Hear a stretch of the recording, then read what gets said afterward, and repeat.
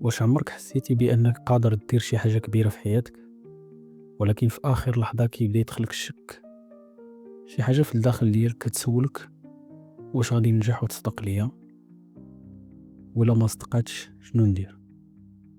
كتراجع وكتقول مع راسك خليني هكا حسن من ندخل على شي حاجة ما عارفش النهاية ديالها كيفاش غادي تكون. ظاهريا كتبان هاد الكونفرسيشن او المحادثة بعقلها وفيها بزاف ديال التأني والصبر والتفكير العميق، ولكن الحقيقة المرة هي أن هاد المحادثة القصيرة اللي أنا متأكد باللي كل واحد فينا كيديرها مع راسو هي سبب الفشل ديالنا في بزاف ديال النواحي في الحياة. اليوم بغيت نديرو أنا وياك جلسة، نشربو قهوة ونديرو التحليل ديال هاد المحادثة باش نشوفو الحيثيات ديالها والمعاني الخفية اللي فيها، وكيفاش كيبقى يتفلى علينا دماغنا أو اللاوعي ديالنا بحال هاد المحادثات. أولا هاد المحادثة كتنقسم لشقين، الشق الأول عبارة عن أسئلة. السؤال الأول: واش غادي ننجح وتصدق ليا؟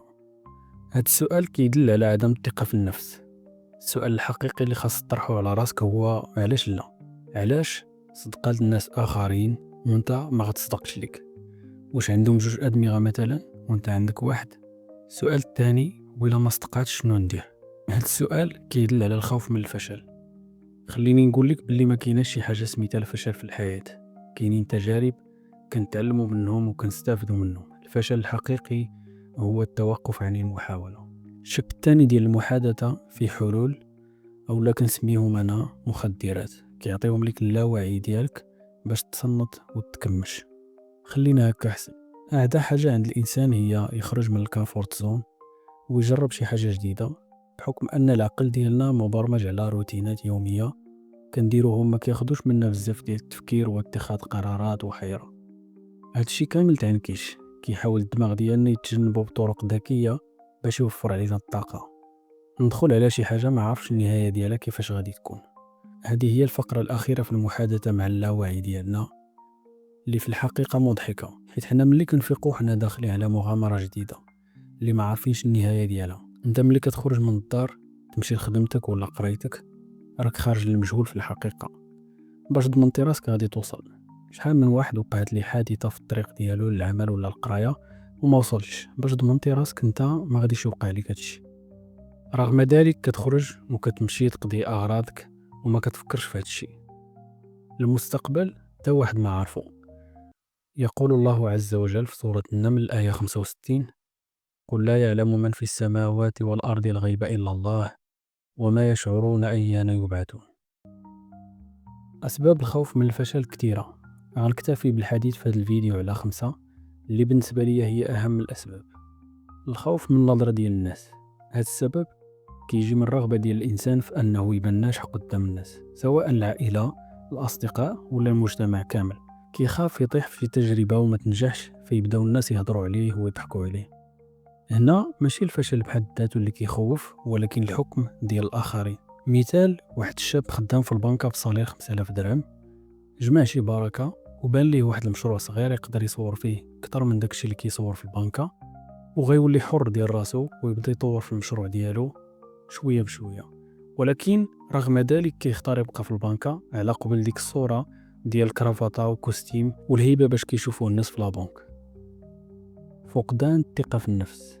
ملي كتنعدم الثقة في النفس كيولي يشك الإنسان في راسو بزاف، كيسول واش نقدر ننجح، واش عندي الكفاءة. هاد النوع ديال التفكير كيخليه يتهرب من التجربة كاملة، حيث كيحس بالضعف قبل ما يبدا أصلا. مثال: شابة عندها موهبة في الرسم، من صغرها وهي كتبدع وكتختار على لوحات رائعة، ولكن ملي كيقولوا ليها الناس علاش ما تشاركيش في شي معرض ولا تفتحي صفحة في انستغرام، كتجاوب مازال خاصني نتعلم مزيان، الرسامة الحقيقيين كيرسموا احسن مني بزاف. وكتقارن راسها بآخرين عندهم سنوات ديال التجربة وكتنقص من القيمة ديال الموهبة ديالها وكتخلي الشك يدفن الثقة ديالها. تجارب سابقة سلبية. الناس اللي جربوا شي حاجة وفشلوا فيها كتخلي عندهم جرح نفسي، وفاش كيجي الوقت يجربوا مرة أخرى كيتفكروا ديك الذكريات القديمة وكيبداو يقولوا ما نعاودش نمشي في ديك الطريق، فكيترسخ الخوف في العقل ديالهم. مثال: واحد دار مشروع صغير ديال الملابس ولكن خسر فيه.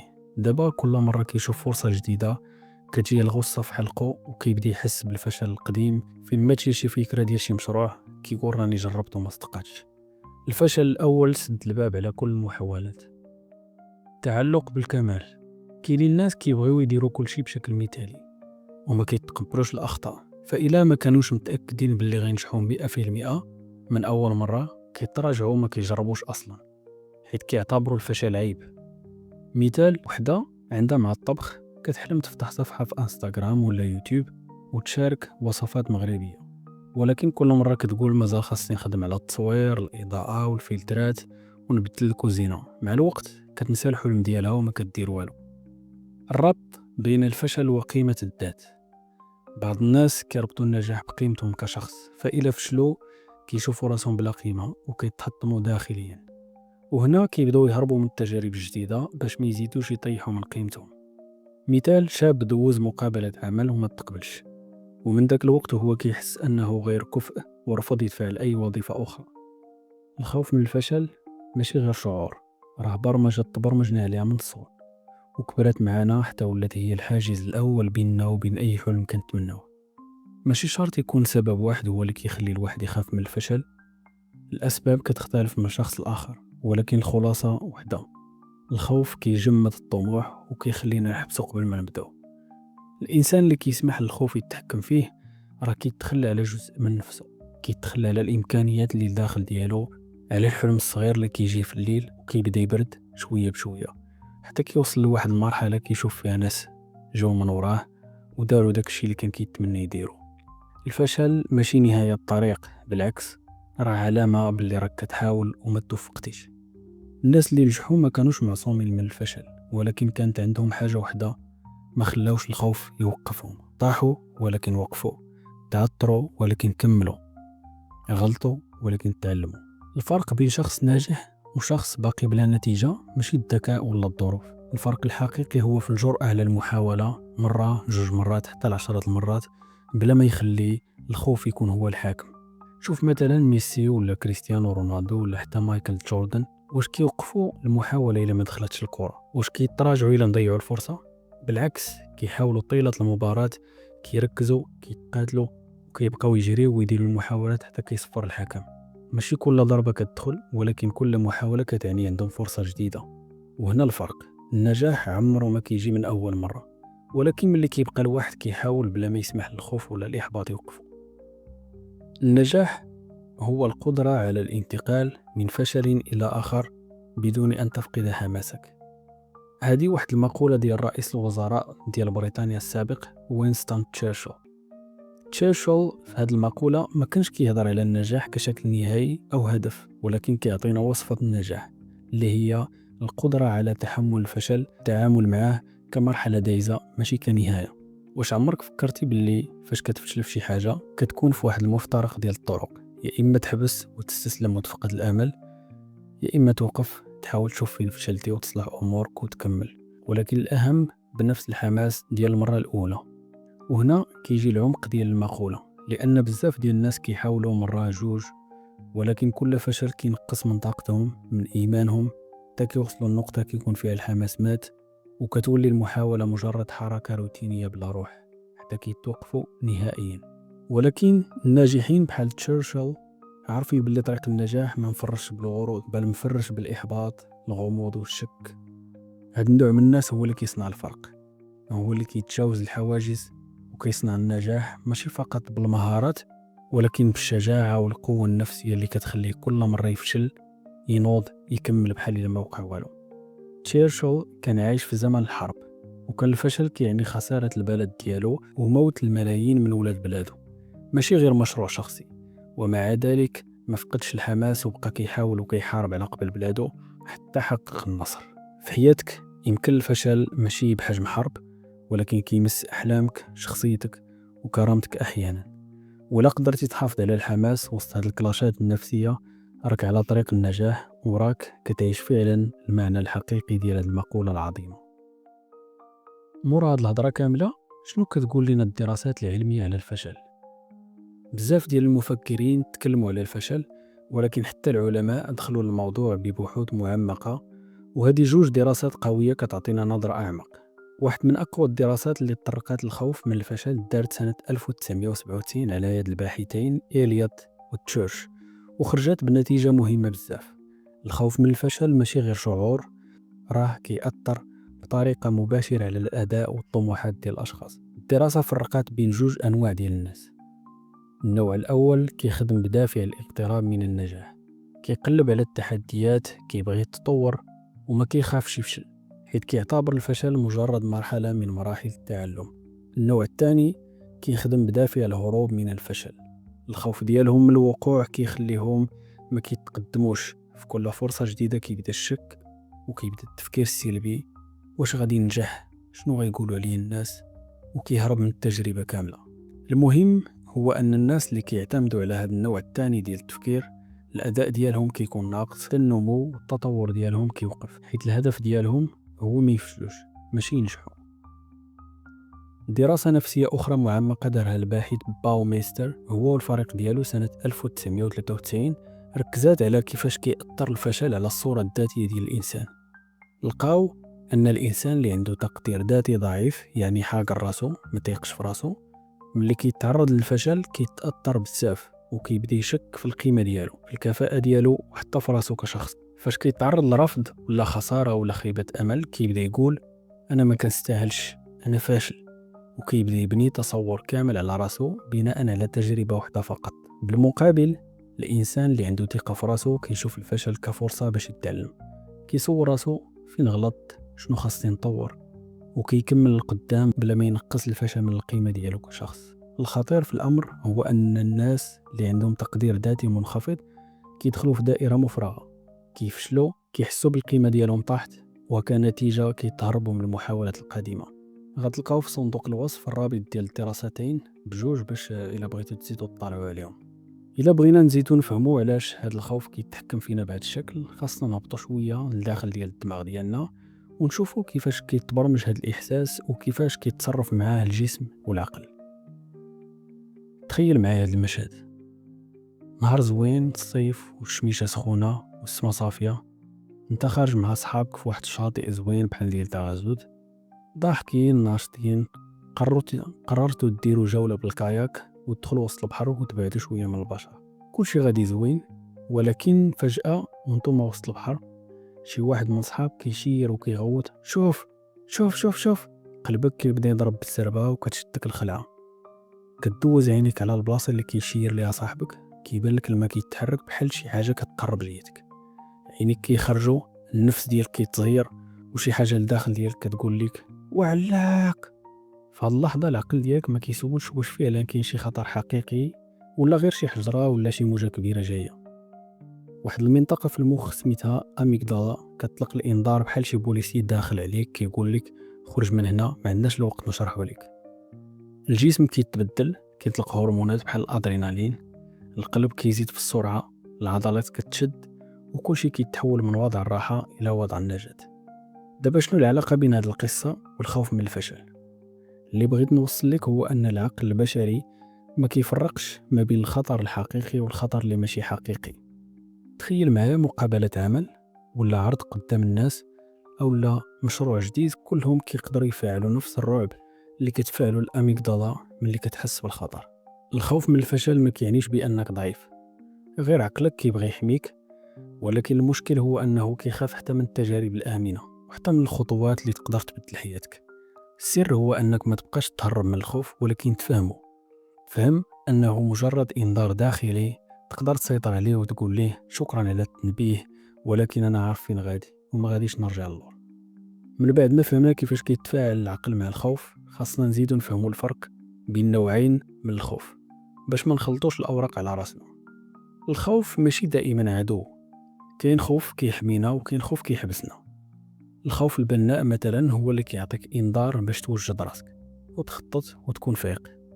مثلا قبل ما تبدا شي مشروع كتخاف تخسر، ولكن هذا الخوف كيدفعك دير دراسة، تسول، تحسب وتكون مستعد. ماشي كيحبسك، ولكن كيعلمك تكون واعي وتدرس المخاطر. اما الخوف الثاني الهدام هو داك اللي كيبقى يوسوس ليك ويزرع فيك الشك وكيبقى يكبر في دماغك حتى كيولي حاجز وكيخليك تكمش وتحبس. الفرق بيناتهم هو النية. الخوف البناء النية ديالو هي يحميك، الخوف الهدام النية ديالو هي يوقفك ويخليك في الكامفورت زون.